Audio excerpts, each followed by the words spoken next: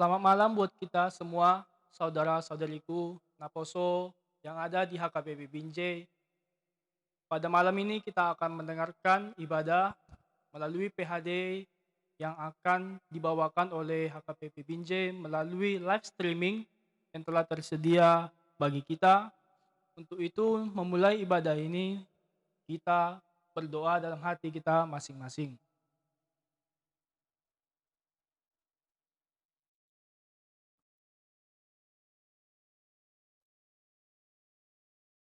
Amin. Untuk memulai ibadah kita bernyanyi dari buku ND nomor 250 ayat 1 dan ayat 2, buku ND nomor 250.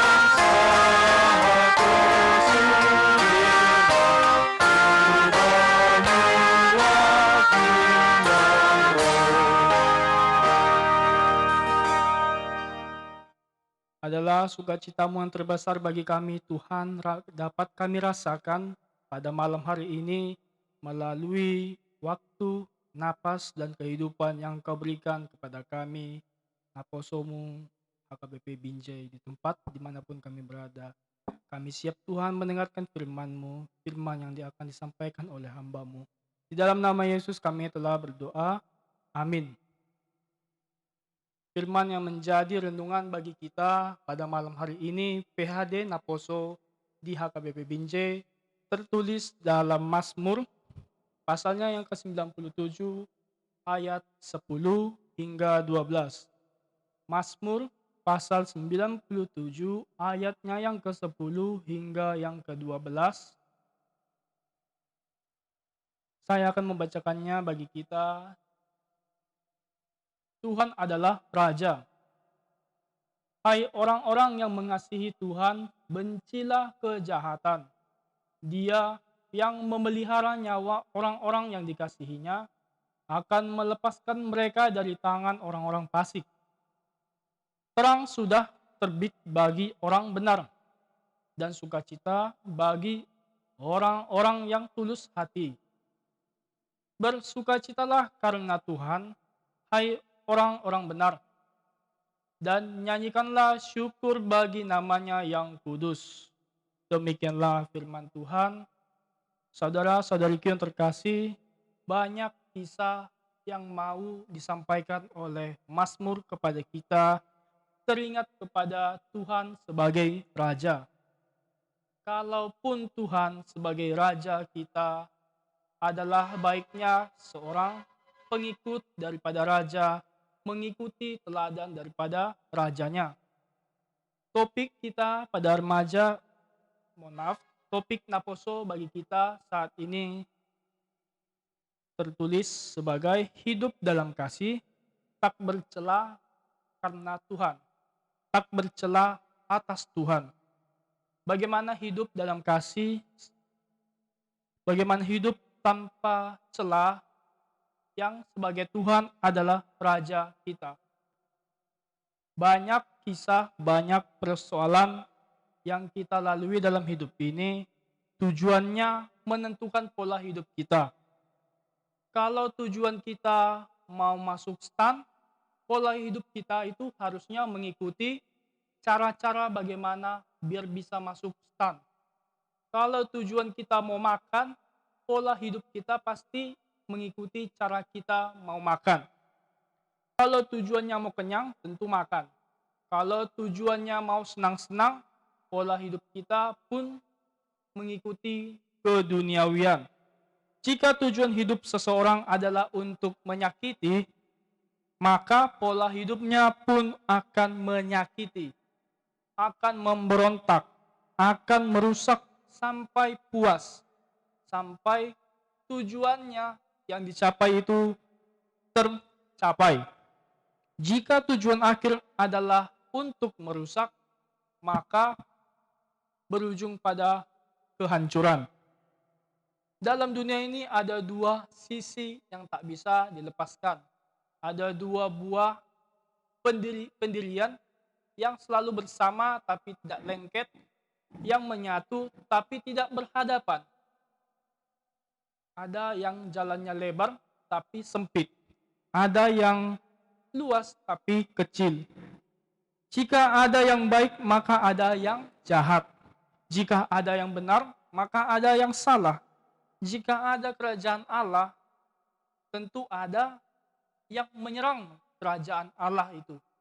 Jika dalam sebuah dinasti yang pernah kita tonton dalam sebuah film Cina, film Eropa, sebuah kerajaan yang didirikan pasti ada saja orang yang membencinya, ada saja orang yang tidak menyukainya.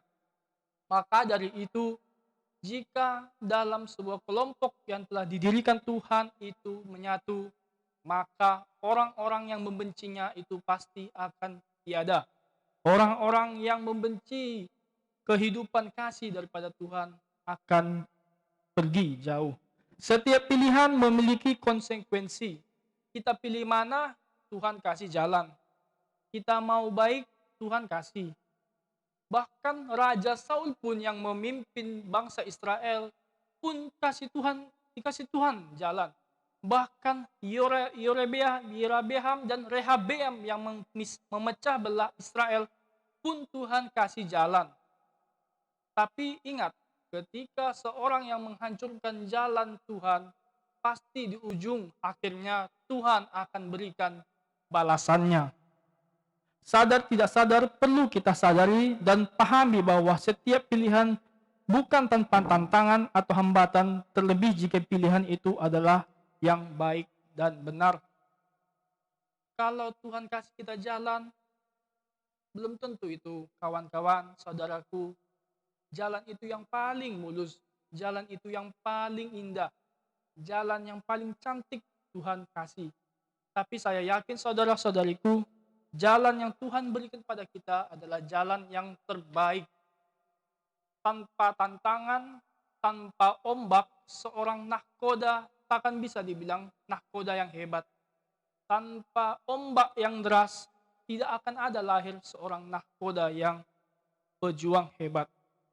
Untuk itu, melakukan kasih bukanlah hal yang mudah. Apakah bisa kita tetap setia dalam hal tersebut? Mungkin akan ada sedikit penyimpangan. Asalkan tujuan itu tercapai. Oh tentu, hal itu yang salah bagi kita.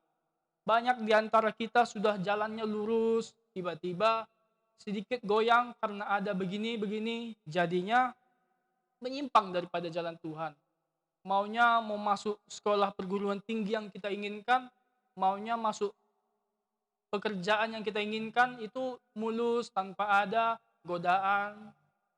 Tapi karena ada yang bilang itu sulit loh masuknya, itu sulit loh dapatkannya, itu sulit loh untuk masuk perguruan tinggi itu.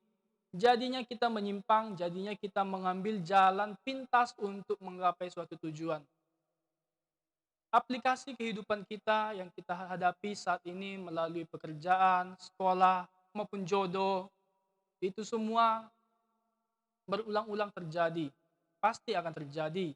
Dan demikianlah hidup, terus kita diuji oleh kuasa duniawi, apakah kita setia kepada Tuhan atau tidak. Dalam nats ini kita diingatkan pada pasal ayatnya yang ke-10, hai orang-orang yang mengasihi Tuhan, bencilah kejahatan.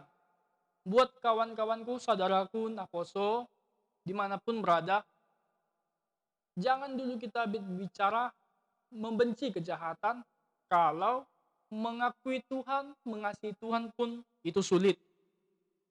Bukti kita, engkau, kami, sekalian semua yang ada di sini, bukti engkau mengakui Tuhan, menyayangi Tuhan, terlihat dalam cara kita melawan kejahatan.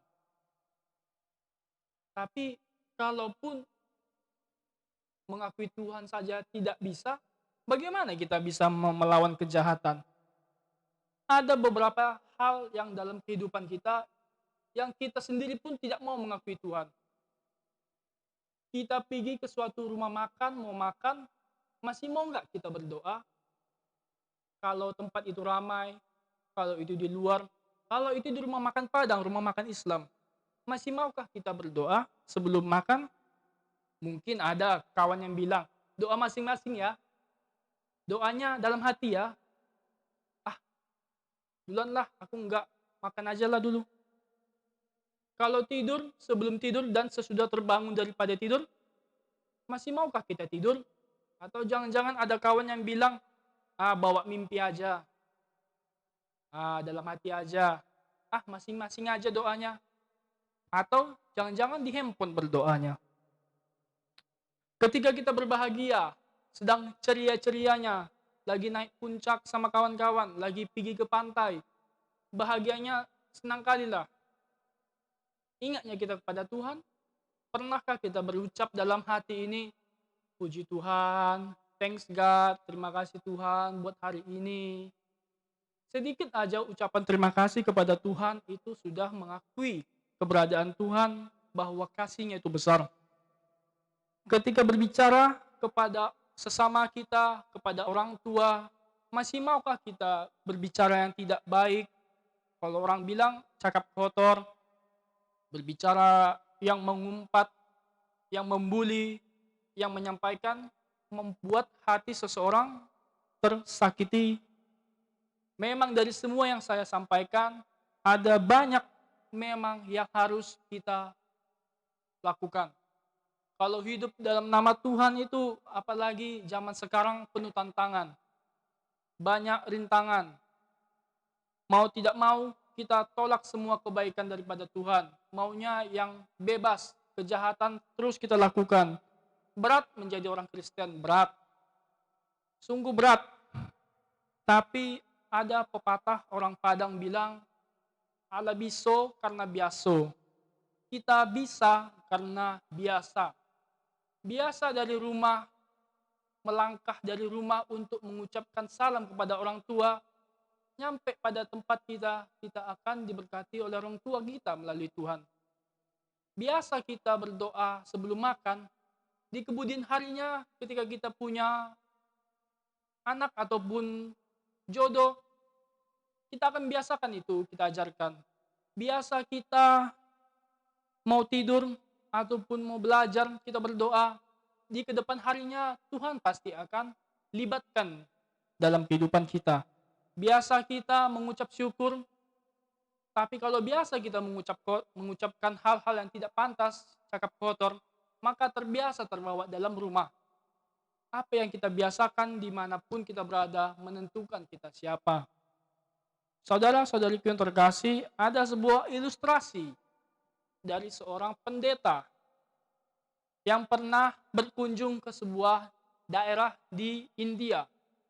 Kita tahu bahwa India sampai saat ini itu masih menganut kepercayaan politeisme.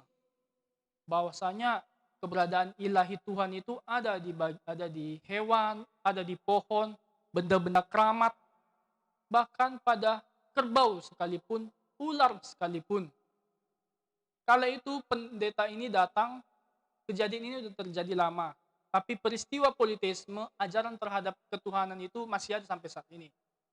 Ketika itu pendeta itu datang untuk menginjili di daerah India. Ketika dia sampai, dia terkejut melihat situasi dan kondisi yang ada dalam tempat itu, di mana mereka masih mengakui berbagai hal-hal yang dilakukan oleh rutinitas politeisme.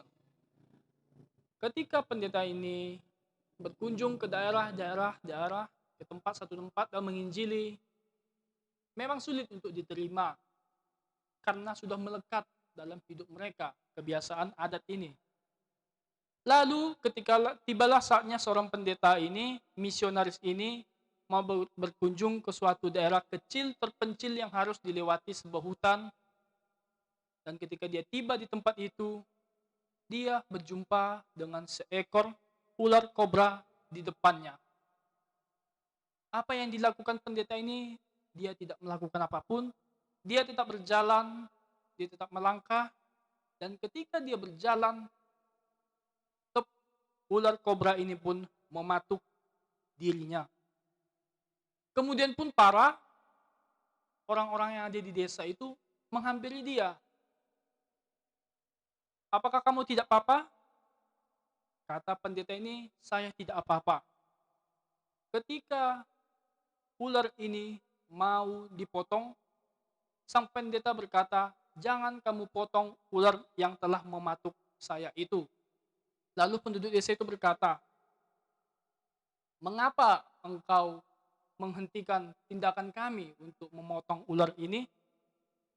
Sekalipun ular ini mematuk saya, itu tidak akan menghentikan saya untuk berbuat baik. Sekalipun kawan kita mengunjar kebencian, jangan sampai itu menghentikan perbuatan baik kita. Sekalipun ada orang yang mencaci maki kita di belakang, jangan sampai perbuatan baik kita berhenti karena hal tersebut. Sekalipun banyak tantangan, orang tua broken, teman-teman tidak mengakui, bahkan sekolah pun memberikan kita tekanan lagi, jangan sampai hal-hal tersebut meniadakan perbuatan baikmu, meniadakan perbuatan kasihmu. Ingat, kita berbuat baik bukan karena kawan baik, bukan karena dia baik, lalu kita balas baik. Kita berbuat baik karena Tuhan udah ngasih kita kesempatan hidup. Karena kasihnya kepada kita. Karena itu, marilah kita berbuat demikian seperti seorang teladan bagaikan Yesus. Amin. Kita berdoa. Terima kasih Tuhan buat renungan-Mu bagi kami di malam yang indah ini. Tuhan, dimanapun kami berada, di tempat kami berada masing-masing, kami yakin Tuhan berkat-Mu akan mengalir dalam hidup kami, berjalan dalam keseharian kami. Tuhan, banyak di antara kami, Tuhan, yang mengalami begitu banyak persoalan. Dari rumah, pekerjaan, maupun jodoh, tempat, sekolah, dimanapun Tuhan, tekanan yang kami hadapi, kami mohon kepadamu Tuhan, bantulah kami, bantulah naposo-naposomu ini Tuhan dalam menghadapi rintangan yang berat ini. Kami tahu Tuhan, jalan yang Kau sediakan bagi kami itu tidak seindah yang kami harapkan, tidak semulus yang kami harapkan, dan tidak selurus yang kami harapkan. Tapi kami yakin Tuhan, jalan yang Kau berikan adalah jalan yang terbaik dalam hidup kami. Terbaik buat orang tua kami, terbaik buat sesama kami maupun diri kami sendiri. Bagi kami Tuhan yang tidak mampu untuk memaafkan dirinya masing-masing, buatlah kami mengetuk hati kami Tuhan, agar kami terlebih dahulu memaafkan diri kami, barulah kami mampu Tuhan untuk memaafkan orang tua kami, memaafkan sesama kami, dimanapun mereka berada. Engkaulah Tuhan yang menghapus dosa-dosa kami, segala perbuatan kami. Buat saudara-saudariku Tuhan yang tergeletak sakit, yang sedang mencari jodoh maupun pekerjaan, sedang menganggur, Tuhan bantulah kami. Senangkanlah dahulu orang tua kami dimanapun mereka berada. Lalu Engkau Tuhan mampu menyenangkan hati kami, saudara-saudariku yang dimanapun mereka berada, agar dalam hidup yang berat ini, mereka masih mampu Tuhan melihat kebaikan-Mu yang Kau berikan bagi kami, sekecil apapun itu Tuhan.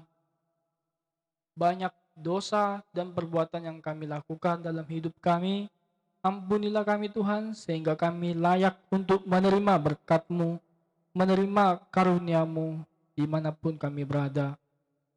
Di dalam nama Yesus Kristus, kami telah berdoa dan mengucap syukur. Amin. Untuk menutup ibadah kita, PHD Naposo, kita bernyanyi dalam buku ND nomor 727 ayat 1, buku ND nomor 727 ayat 1.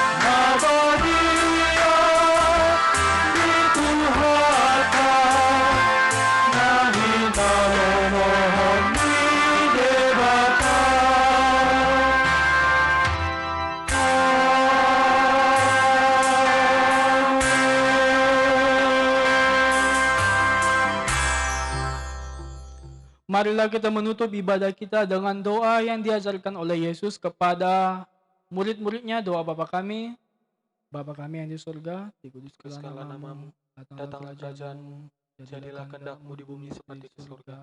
Berikanlah kami pada hari ini makanan kami yang secukupnya, dan ampunilah kami akan kesalahan kami, seperti kami juga mengampuni orang bersalah kepada kami. Dan janganlah membawa kami ke dalam pencobaan, tetapi lepaskanlah kami daripada yang jahat. Karena Engkau yang punya kerajaan dan kuasa dan kemuliaan sampai selama-lamanya. Amin. Amin.